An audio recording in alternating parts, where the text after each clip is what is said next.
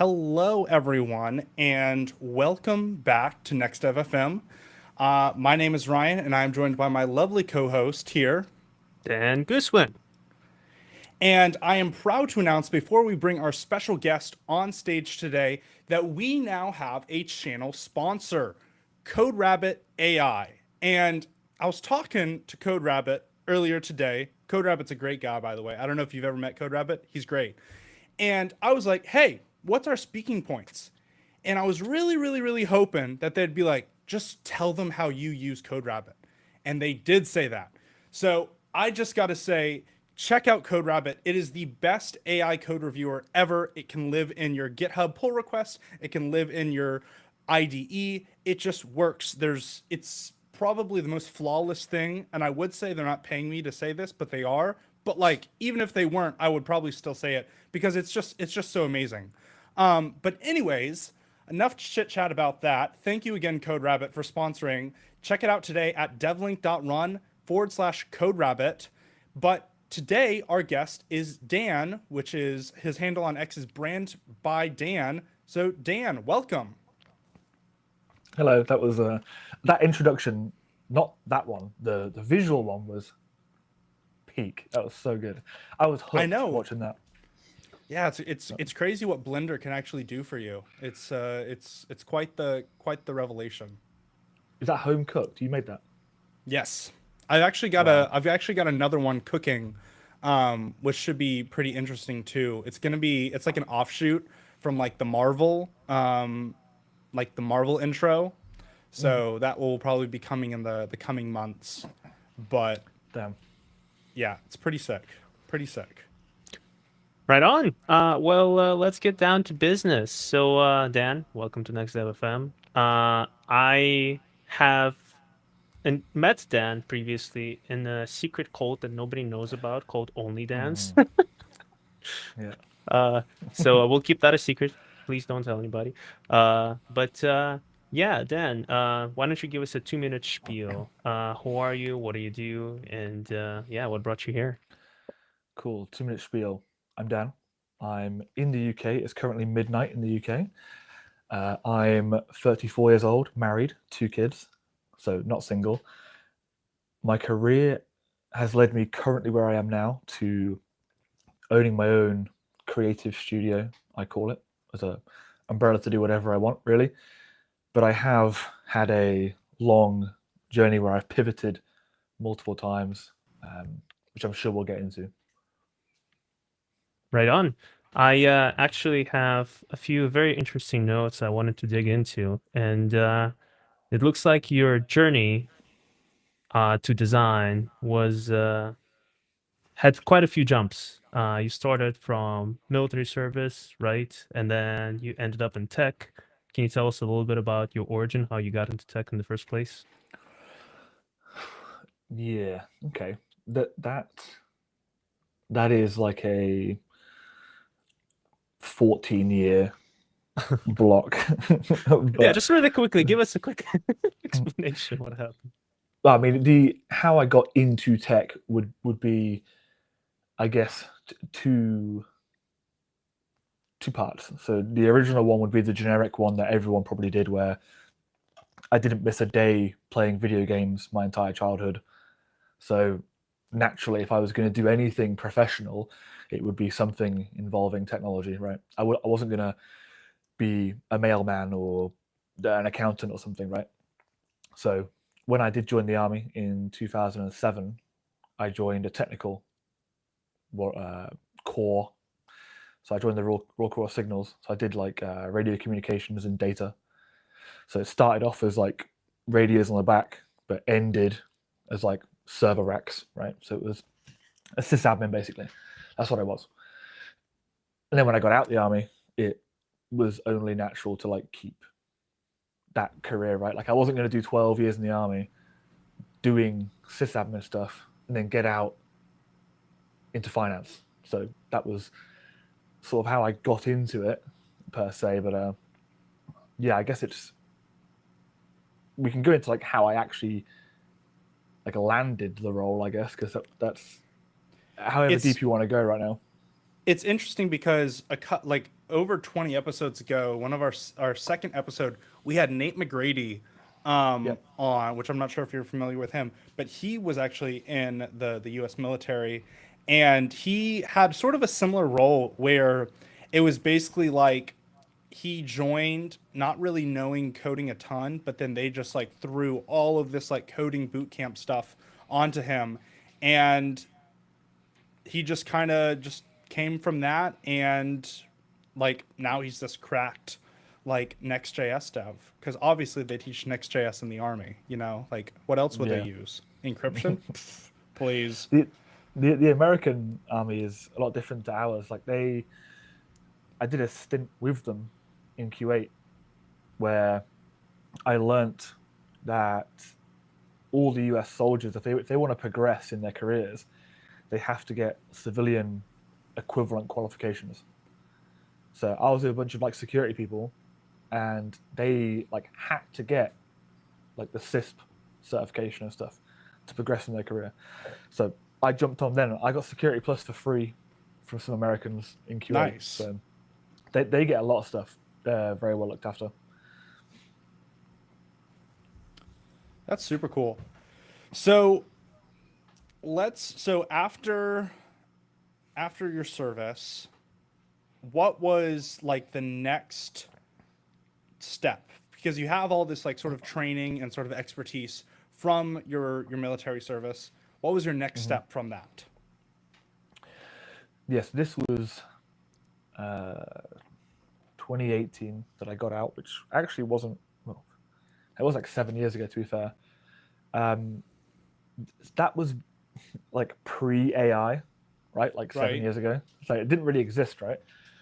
It's not really commercially or anything. So back then, DevOps was like super sexy. Like Interesting. everybody wanted DevOps, right? Like it was the sexy thing, right? And to me, it was the perfect thing because it was all this sysadmin stuff that I'd had like fed to me and was just natural. And then I also liked the problem, which I guess is like a foreshadowing, but I liked the creative sort of do it yourself, figure things out, just make it work and then make it work without you kind of thing, right? So I spent a lot of time on like Code Academy and stuff back then when that was a thing. No, Linux Academy, sorry. Linux Academy is what I Linux spent time on. Academy. I was about to say like Code Academy. That's kind of like the beginner sort of stuff. I was like, I don't know how many times you can reverse an array Yeah. for your Security Plus certificate. But I mean, if you can, you can. No, I spent a lot of time on Linux Academy before they got bought by everyone multiple times. Yeah. And then the difficult thing with me then was when you leave the British Army, they put you on like a 12-month notice period. Really? So it's super awkward because you can't go out straight away and try and find a job because no one's going to hold that position for you for like so long, right? Right. So long story short, I got to a point where I was going to look for jobs, and I went to look for like junior DevOps roles, but it turns out I just didn't know what I was doing at all in DevOps. Like I'd never done it, so I had barely done any scripting at that point. It was just pure like raw sysadmin stuff, mainly on Windows, like Windows 2003 as well, like old So a lot stuff. a lot of domain stuff. Like DC stuff, and yeah, like it Oh, was super boy. old. It was really old. Like in Iraq and stuff, we had like it was all Windows 2003 in 2000 Really? in 2016, 17, yeah. Yeah. But I guess if it's not broke, right? No, exactly.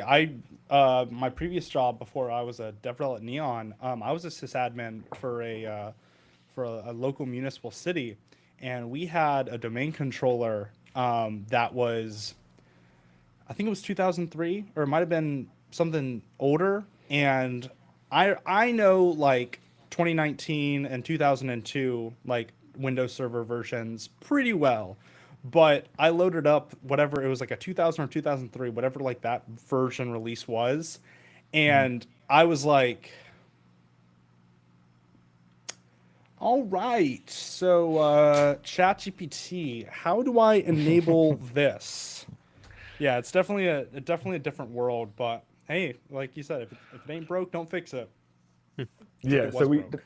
that was like my only experience at that point. So I went for this role, and I found a role at an ISP, so internet service provider. If anyone doesn't know what that abbreviation is, who were like fiber to premise. They were super hot. They're actually doing really well now, but they're really unique, really hot. And I went there in a three-piece suit for like. Have you seen the IT crowd? Yep. Yeah, so they were the IT crowd. Like the team that I was going to join were literally in a basement in the building, and kept away from everyone. And I went there in a three-piece suit to interview for them, and I didn't get the DevOps role because I just didn't. I'd thought that I knew what I was doing. Like I said, I'd been doing Windows, which I now have no idea about at all and couldn't recall anything. And Right. I attempted to learn Linux, but actually never used Linux. I just used it in Linux Academy. So it was like a really bad way to learn stuff, obviously, because I was not putting anything into practice. I was just doing these courses to get a tick and make myself feel good, but it didn't translate at all. Luckily, Interesting. yeah, like obviously I've learned from that, and now everything I do is I will just do it and learn it rather than try to read something or you watch a few tutorials. Everyone watches tutorials, but not too much. So they liked me for some reason. I think I was like a really personable, like essentially IT guy, which is what it was going to be, right? So they thought, oh, we could do with like a personable, rather than just a sweaty dungeon guy. So they offered me a IT help desk role, which was brutal. Like at an ISP, help desk is disgusting because no one phones their internet provider or emails them to say you're doing a good job. So every single possible type of communication was just hate, constant. It was brutal. I fear that's me. I multiple times when working for the municipal city, I would be up on the phone with like Comcast at like 5 a.m. This poor dude, and I had empathy for like the guy on the other side of the line, but I'm like, come on, man. There's got to be a button you can press to do something. I'm actually interested. What level of tech support were you? Were you like a lower tier, mid tier, or high tier? So over the course, and this is why I've said it before, like publicly on on tweets or whatever, but help desk is like the peak entry point, I think. Like Oh yeah, absolute peak. Like it is the best entry point into tech, yeah. without a doubt. So I Because you learn, joined. you get forced to learn everything Yeah, and deal with people, like yeah, 100 annoying percent. people. So I just evolved like that. I was only there for like a year and a half, and I just became like something entirely different by the end. Like, so I joined as like the most basic help desk. So they had a bit of software called Freshdesk, redundant what it was called, but I'd literally come in the morning, open my laptop, phones are already going. It's just horrific. Like you hated phone. Honestly, I'm getting like PTSD thinking about it. But it was always just like, here's a Freshdesk ticket, solve the ticket, like just figure it out. But then over time, I would start to learn about Wi-Fi and stuff like that, right? Like because most of the problems were due to the demographic that we were serving. So it was all fiber to premise.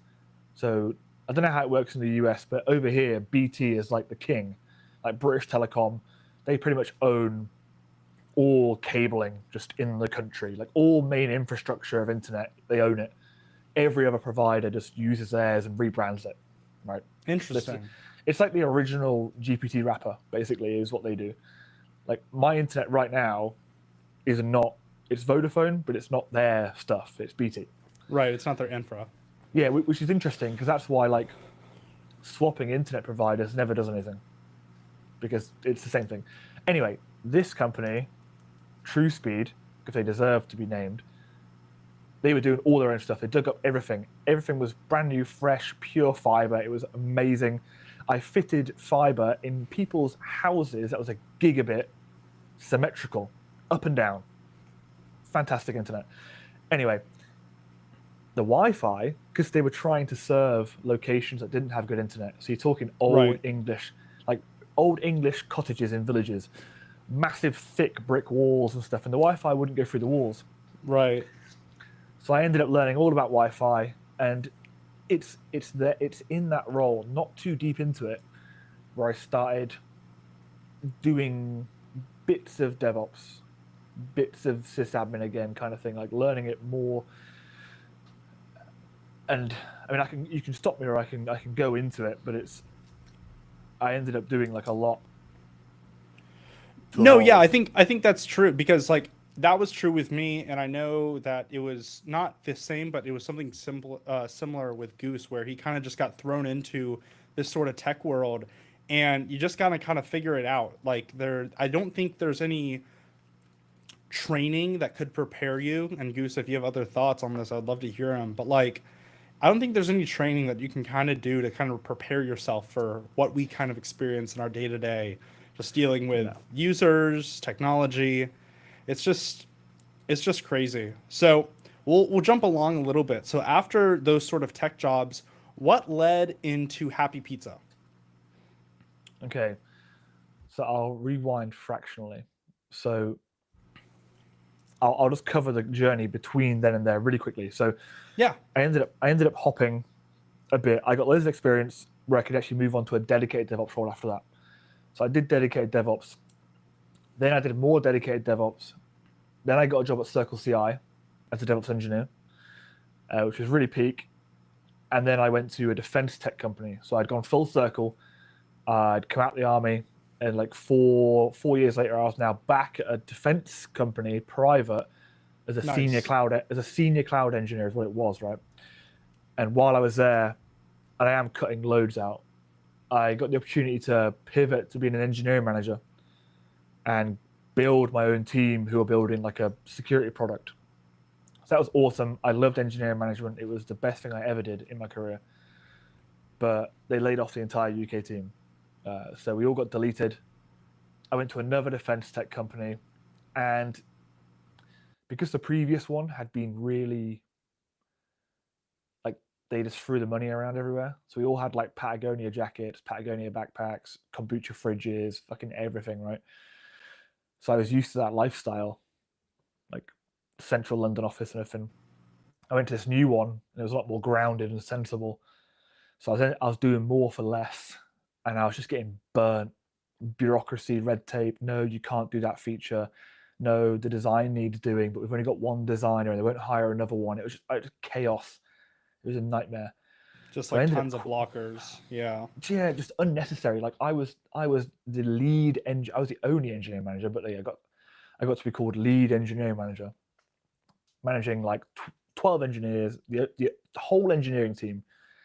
And I just wanted to point them at things and get them built. And I was stopped. And that was really, really burning me out. Wait, who would stop you? It was founder's curse, is what it was. Hmm. So they were not a very big team.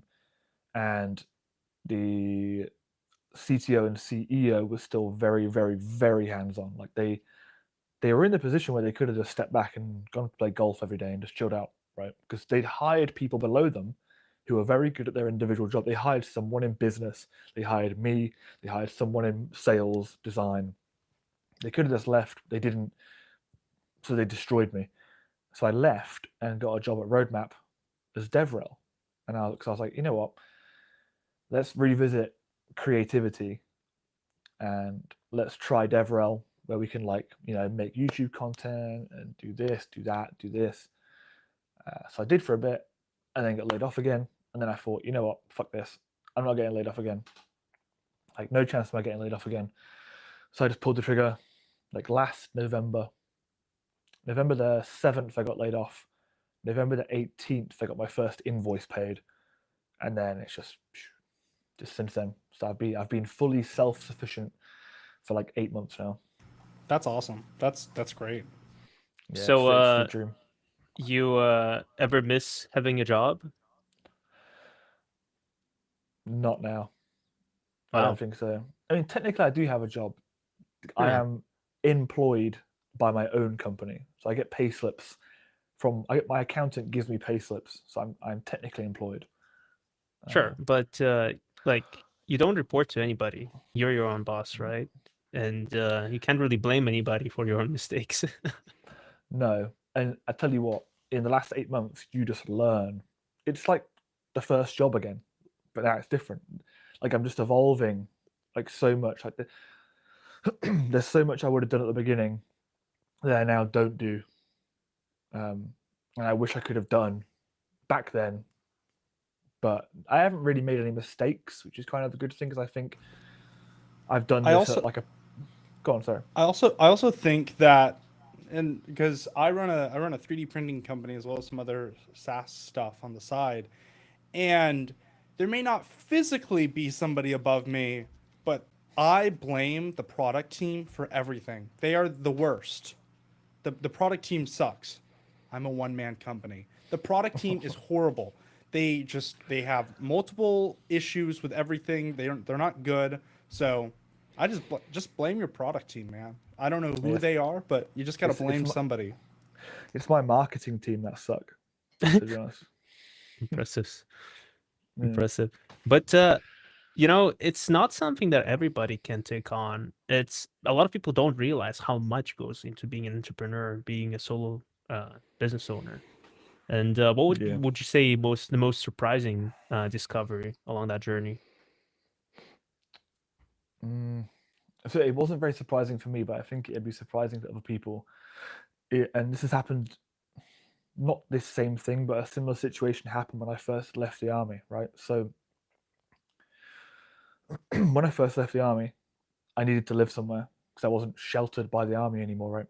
And my now wife was my girlfriend. And when I left, we moved in together, but I had no money, I had no savings, I had my paycheck, and that was it. And we took the risk.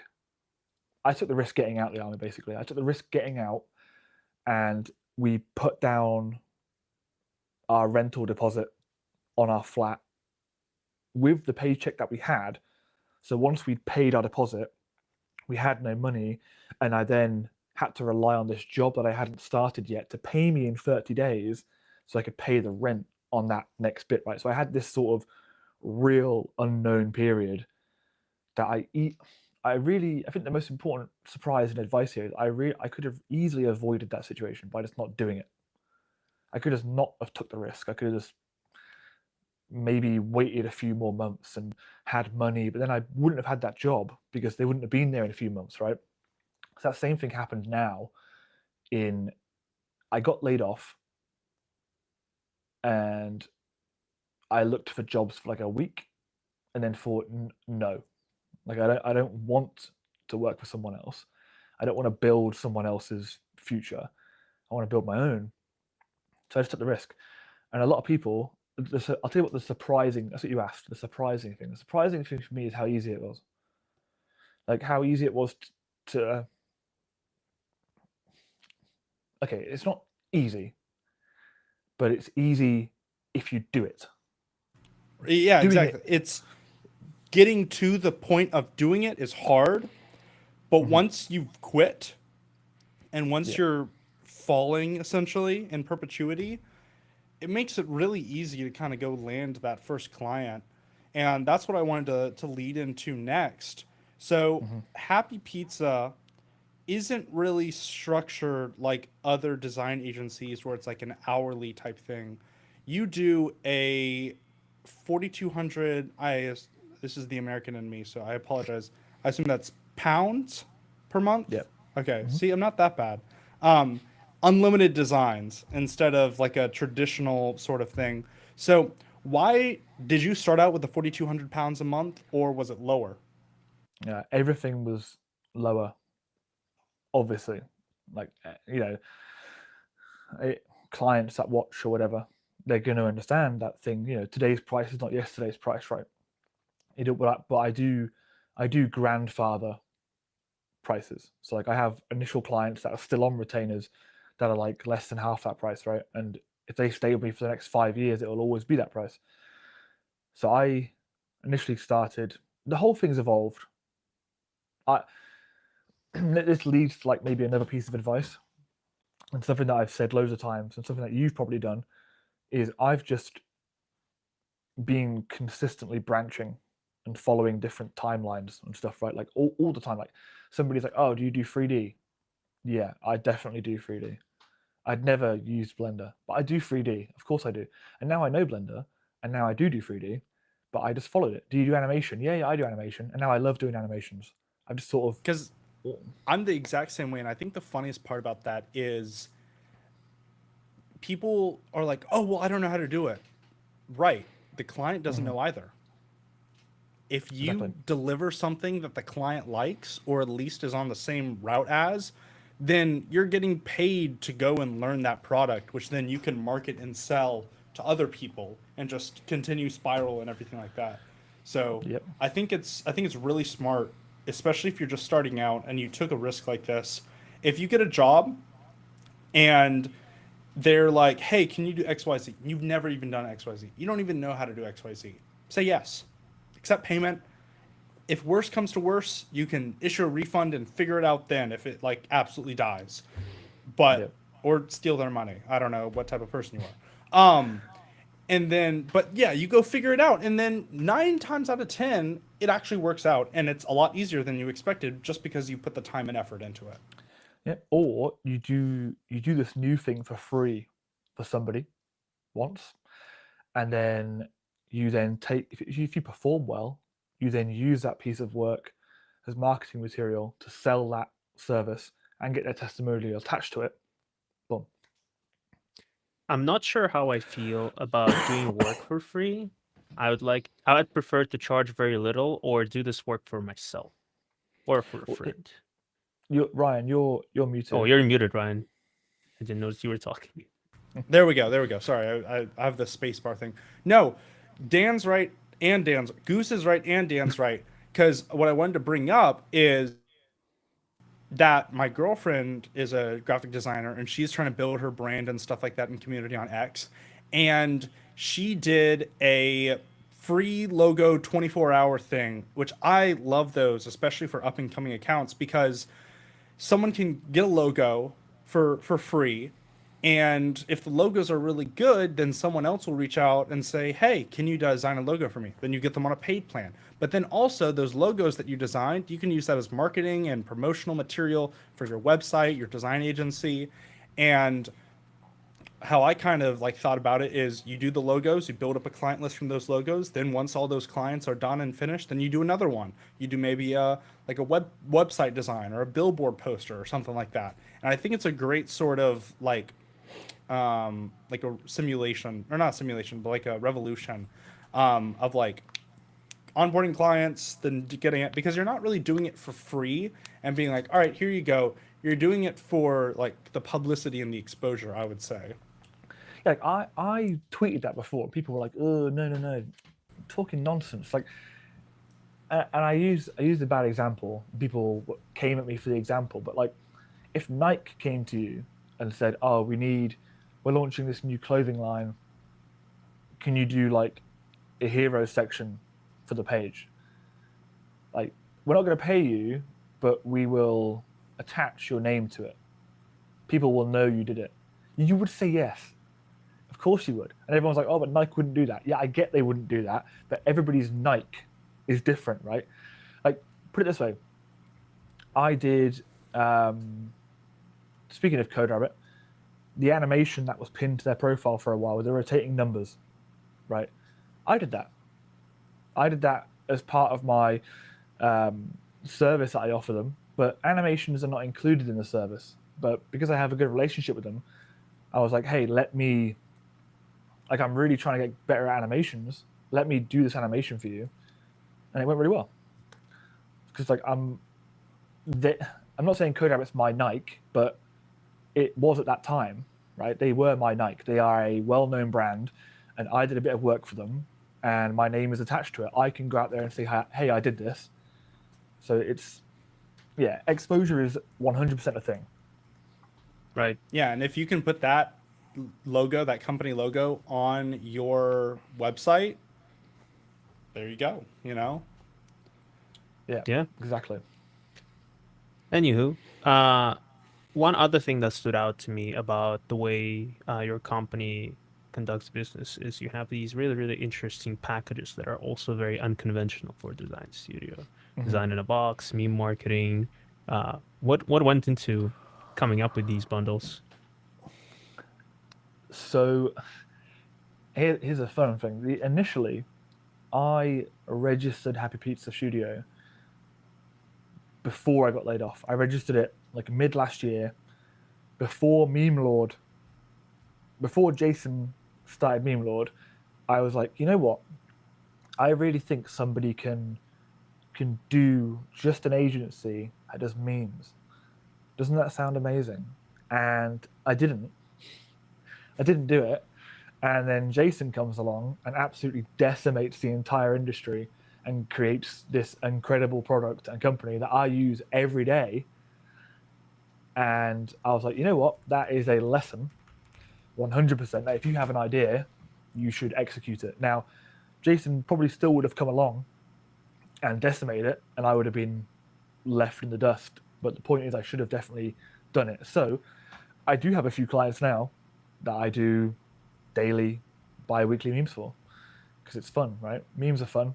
And if you imagine saying you get paid to make memes, it's great. It's the whole It's a reason why I'm doing no-brainer. this. Yeah.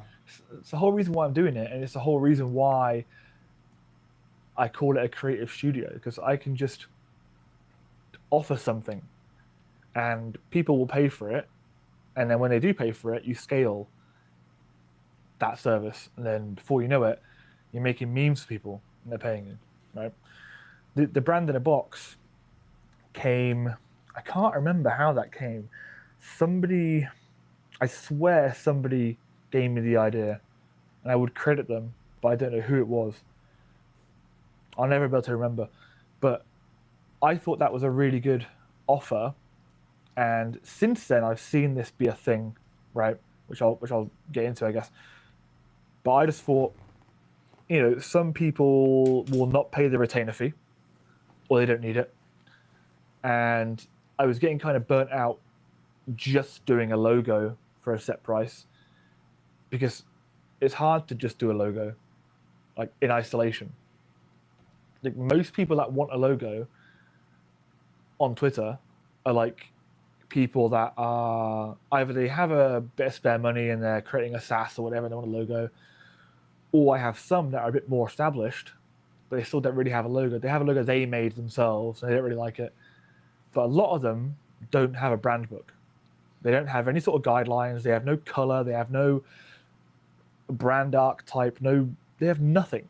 So you're just building this logo in isolation. And I thought, well, let's look at that customer. Let's make things easier for me. And let's just put it all in a bundle. Like you can get a brand. I'll make you a brand book, and then I'll make you a logo, and then we'll put them together and make a hero section, and then I'll give you like 2 social asset examples of how you can combine all that together, and then here you go. Like one price, small turnaround, a little bit of communication. There you go. And that's like, since I started offering that, I've watched a few videos, which were 2 that were really interesting. One talks about having like a digital coffee shop, right? Where like a coffee shop offers 3 types of service. They offer do it yourself, done with you, and done for you. And you should try and offer each one of them categories to people, no matter what you do. You should offer something that someone can take away and do for themselves, like a template or a course or a PDF or something. Then you should offer something that's partially done for them. And then you should offer like a retainer type thing where you're doing everything for them, right? So it's kind of, I did it before knowing that, but now I'm like, oh, it makes sense. It makes sense why I naturally went for that. Yeah.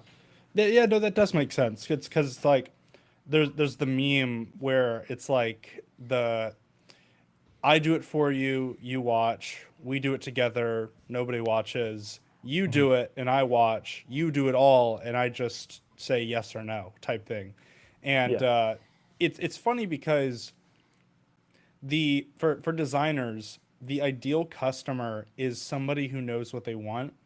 And I think 90%, and if you have a countering point on this, I'm more than happy to hear it. But I think 90, like the initial 90% hardest part of designing something for somebody is knowing what they actually want.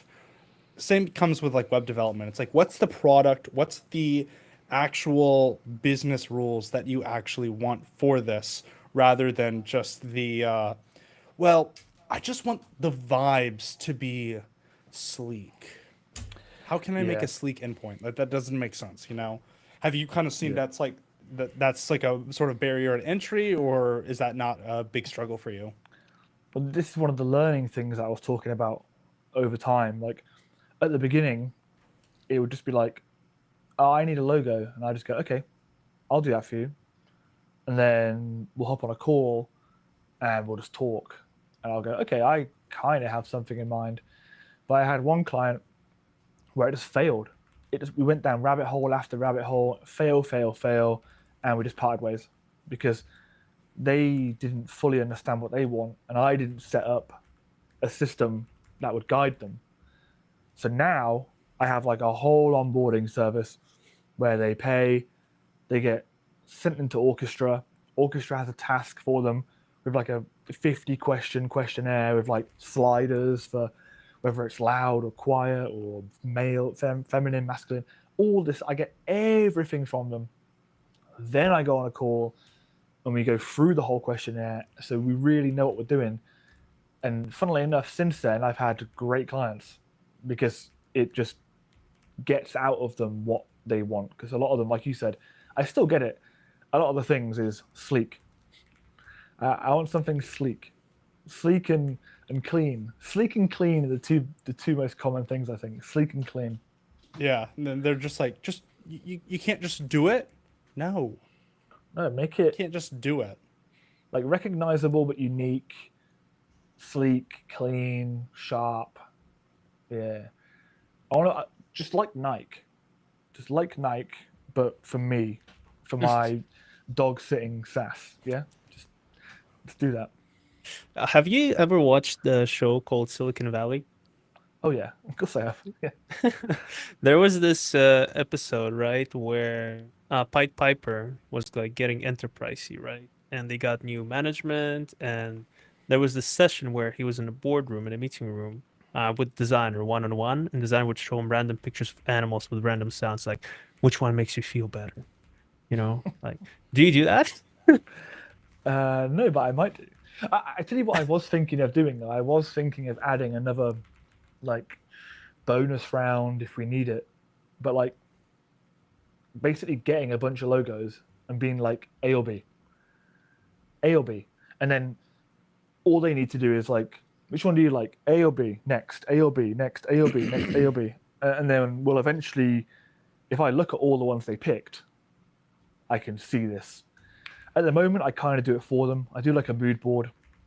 I go on Cosmos, which is like amazing, and I'll create a mood board based on their questionnaire. And I might do one or two, and then we'll kind of guide it. But I kind of, at the minute, I'm very much guiding them. But I was considering doing that, not with animal sounds. That seems You a bit mentioned much. Cosmos, and Hmm. it sounds like you've learned a lot of tools along your journey, right? I mean, you jumped so Hmm. many professions, and you figured this whole business owner, designer type of thing for yourself. You're trying out new directions also, like you're doing motion design, animation, you're doing branding. What is your Hmm. toolkit anyway? You probably have like 7 billion things in there. Right now, it's pretty sleek. So, uh, Google Workspace, Hmm. yeah, you can't you can't beat it. What you're going to see here is a trend of tools that everyone complains about, but you can't beat because they're just the Right. best. Google Workspace because I tried to go the clever way of like, oh, I'm going to set it up myself a little bit, and I'll use Apple, and I'll get a domain, and then I'll get Apple storage, which gives me a mailbox, which is a nightmare because the first thing that happens is someone goes, oh, invite me to a call, and you can't. You just Yeah. can't. You cannot beat the Google Calendar invite to a call. You just can't beat it. So Google Workspace. I use Orchestra for task management, but I'm pretty loose. Most of my clients are inbound, so if they want to invite me to their Slack, they do. If they want to invite me to Discord, they do. I've got some that only talk on X, so but that's where my project management is. Stripe, obviously, for payments. I have my own business account in the UK, which is Monzo. I tried to avoid Adobe, but realized ultimately you can't. Like, Not in the modern design world, because it's just no.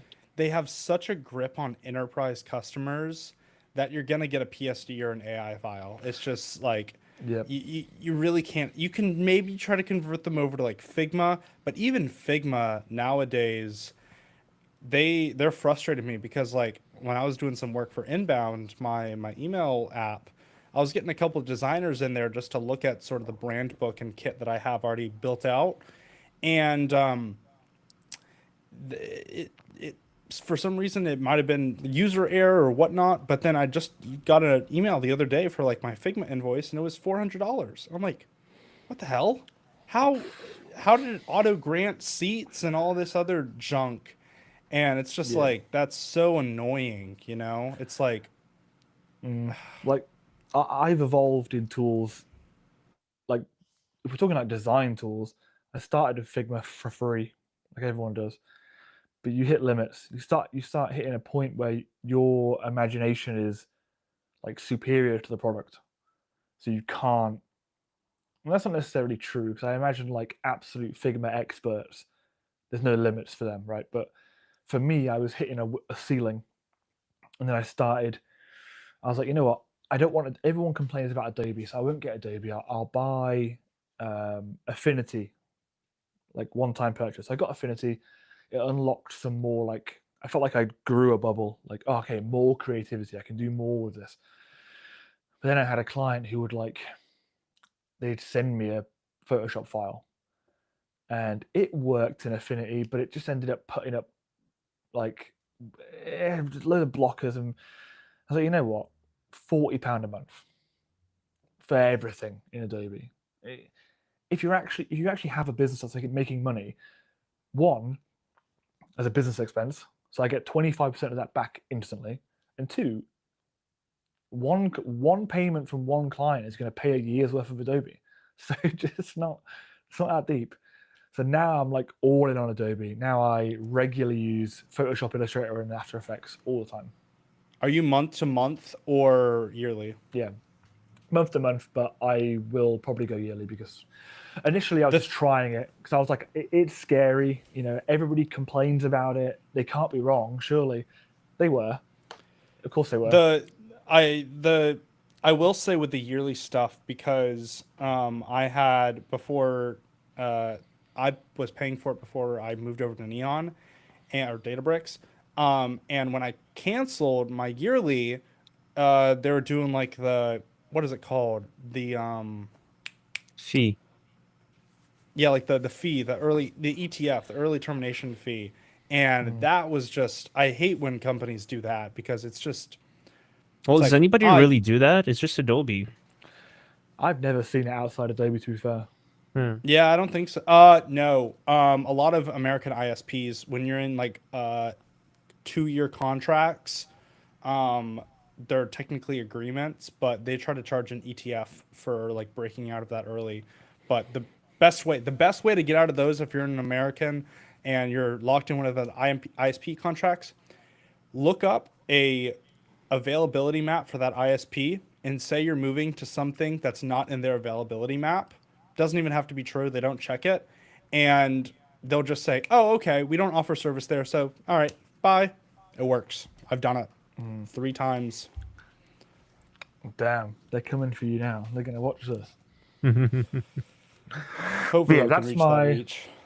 that is my stack. I'm looking at my toolbar right now. Blender as well. Mhm. Blender's sitting there nicely, obviously. I don't use it as much right now. For a while, I was using it every day, and I did some personal projects on it, which is nice. I recreated the Figma microcontroller that was on my Nice. desk. I was super proud of that. I was really proud that I could like look at this thing and like pretty much one for one it in Figma, in Blender, just by like going, I really need to make that material. How do I do it? Google. Right. Oh, that's how you do it. Okay, next. Boom, you have it. It's amazing. It feels great. Once you understand the basics of Blender, that's really funny because um, there was a time where I needed a product mock-up of like a box or something like that, and I was like, would I want to figure out how to do that in Photoshop, which would probably take me about 10 minutes to do, and or let's say 20 minutes to look up a video and do it properly. I just recreated the box in Blender and actually put the logo on the box, and it looked like lifelike. And I was like, it's so funny because sometimes you'll see yourself jumping to Blender rather than to like Photoshop for like mock-ups or something else, just because it's like so much. You're like, oh, that's just you create a cube and do this, that, and it just works. So Yeah. it's interesting. The bonus of Blender is that a box is a box. Like it's not physically a box. It doesn't really exist, but the physics exist. Its shapes, its like angles are true. You can Right. mess up the angle in Photoshop and it not look right, but at least in Blender, it's a real shape for all intents and purposes, right? Yeah. I wouldn't mind getting some more 3D stuff going, but right now I'm like, I tell you what, it all comes back to like, or comes to, just like chasing moats all the time. I'm just trying to Yeah. chase moat. I'm trying to stay ahead of the moat, and the moat right now, in my mind, 3D is going a bit. It's Yeah, getting left. 3D's getting up there a bit. Yeah. I wanted to lean into that with 3D. Rive is on the rise Yeah. recently. How's your experience been with Rive? Have you been a heavy user or just like an early adopter? Because I've seen it a little bit. I haven't been able to play around with it, but I'm interested. No, I've only played, like you probably have. I created an account, played. The same with Womp. I saw Womp, and Womp is basically Blender in the browser. Like it actually renders all the stuff. Like it's interesting, Interesting. but it's not Womp, AI. you said? That's yeah, Womp. It's got like a multicolored W or something. Oh But yeah. that's not AI. That's just making 3D more accessible. Like I'm Right. talking about like trying to stay ahead of the ever impending AI doom that's constantly chasing everyone's heels, right? Right. It can do 3D to an acceptable standard, right, for some people, but motion, it's not even close, especially when clients don't like a certain frame or something needs a color changing or whatever. So that's why I'm like investing time into that kind of thing so I can stay ahead a bit and stay not competitive, but I guess competitive is the right thing, probably. Yeah. Yeah. Makes sense. Really, really curious since you followed this very interesting trajectory of tech into design. And it's very interesting because I'm seeing more and more of that in people who are going through long career paths. People end up in design and they have these very, very unique perspectives that nobody else has for designing for developers. What would you say were like the most powerful unlocks for you, given your career in tech? When it comes to designing, Yeah. I would probably the easiest answer is just like usability. Like UX is the easiest thing. Like a lot of people, and you see it all the time on X. People will design things for other people on X to look at, and like, but 9 times out of 10, they're not actually gonna work, right? Like you need to where your thumb is. The button needs to be in reach of your thumb, kind of thing. Like, all them small things, right? Like, but that also comes from like when I was an engineering manager, I'd have like amazing engineers with me, and I'd have like UX engineers. And they'd all you'd see it all throughout your time, right? And I guess it subconsciously feeds into what you're doing, right? Right. It's not like these are all conscious decisions. It's just more, I think, prolonged exposure becomes common sense. If that makes sense. I don't know Yeah. if that really makes sense, but that's where I feel I'm at. Like exposure for the last, like, I don't know, how has my career been? 2007, so I don't know, a long time, like 17 years. 17. Right. That's crazy. It's crazy to Yeah. think about. Um, yeah, that's crazy. Well, we are almost at the end of the hour, so we're gonna ask our final two questions that we always ask, and I'll let Dan lead with our first one. Okay. Yeah. Goosewing, So, that is, not you. I don't want you yeah, asking yourself a question. Mr. Goose. Okay. Yeah, Mr. Goose will be asking questions here. So, there's a correct answer to this question. I'll preface it with the statement. But don't feel too much pressure. Answer however you want. Okay. If you could go back in time and talk to a younger version of yourself 10 years ago, what would be one piece of advice you would give yourself? Okay, 10 years. So I was 24. I was the peak of being just unconscious idiot, really. I don't think I gained consciousness till I was like 28. So I think what I would tell myself, there's the Bitcoin thing, right? That's what you wanted to hear, right? Yep. Yeah. Good job. Obviously, Good that's job. the You thing. passed. Yeah, but the other things would be like, I fucked up so many times in my life since, like, in that gap, especially that age. So many small relationship things and loads of little things that ended up building into my life that it is now, which I wouldn't change, but I would make myself, think with your head, Right. not your Yeah. not your heart, not lower down, your head at all times. Listen to your mother. My mum tells me she told me to buy a house in 2010. I don't recall this, but that would have been very good if I did that. So yeah, Yeah, Bitcoin, that would have definitely been a move. Bitcoin, and listen to people who are further ahead than you are because they have Yeah. the knowledge. 100%. Yeah. I mean, I should have when it was 2005 and I was 1 year old. I should have been buying a house. I don't know what I was doing, man. Yeah. Walking around in diapers. Come on, I should have been investing in Bitcoin and private equity. I'm so far behind. Yeah, idiot. I know, right? Yeah, Well, but it's kind of actually a funny point, right? Because you can't blame yourself for not being conscious. No, I mean, Right. look, I'll get fractionally deep for like 30 seconds, but I have two children. My son, who is 9, is a product of a failed marriage, right? I cannot have any regrets about that relationship at all because my son wouldn't exist. And Right. he's upstairs. He's upstairs right now, sleeping in a bunk bed above my daughter.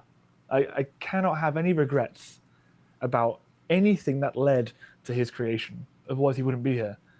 Right. And that relationship would have ultimately put me in like geographical locations to meet my now wife.